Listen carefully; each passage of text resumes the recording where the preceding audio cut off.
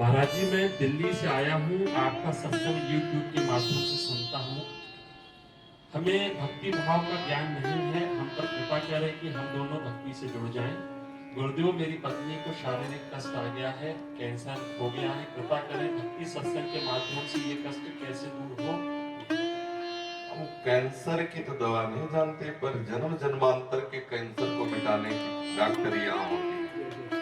जो पुनरपि जननम पुनरपि मरणम पुनरपि जननी जठरे शयनम, इसकी यहाँ दवा। अलग अलग डिपार्टमेंट होगा। ये औरों की अचूक औषधि का औषधालय है। अब जब इतने हाई डोज में अगर वो ठीक हो जाए तो कोई बड़ी बात थोड़ी है, क्योंकि पाप से ही रोग होते हैं। कोई भी रोग होता है अपराध से होता है, पाप से होता है। और जब हम भगवत शरणागत होते हैं, भजन करते हैं, भगवत नामामृत लीलामृत चरणामृत का पान करते हैं, तो अकाल मृत्यु हरणम सर्वव्याधि विनाशनम विष्णुपादोदकम पीत्वा पुनर्जन्म विद्यते।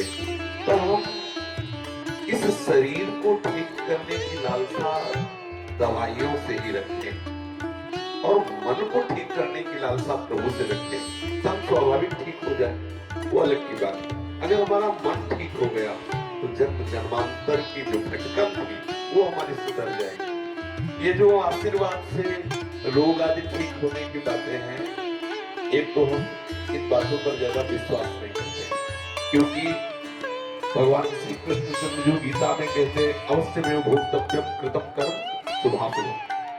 जो तुमने शुभ कर्म या अशुभ कर्म किए, दोनों को तुम्हें अवश्य भोगना पड़ेगा।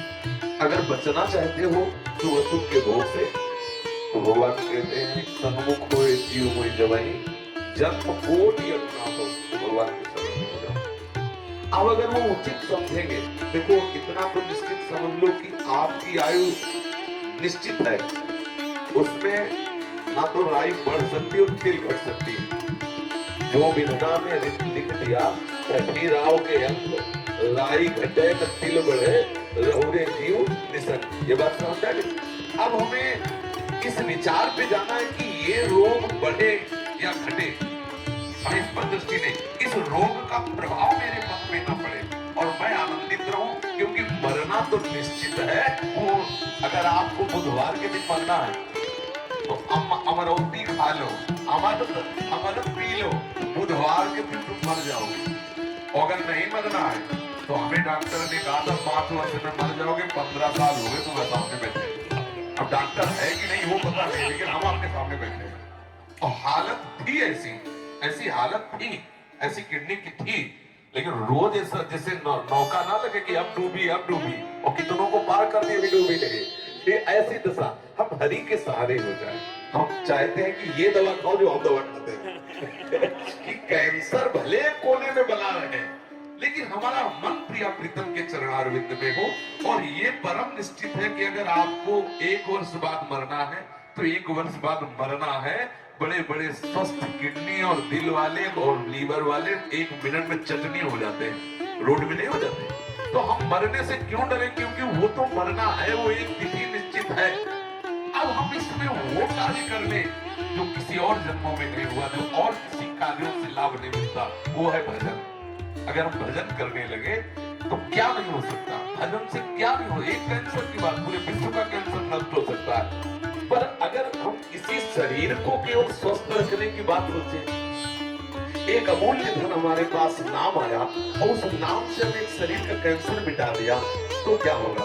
और विषय भोगेंगे और अपराध करेंगे, फिर नर्क जाएंगे। हम मन का कैंसर क्यों नहीं ठीक कर ले? मन हमारा भजन में उन्मत्त हो जाए, जन्म जन्म की बिगड़ी बात बन गई। इस पर हम ज्यादा जोर देते हैं।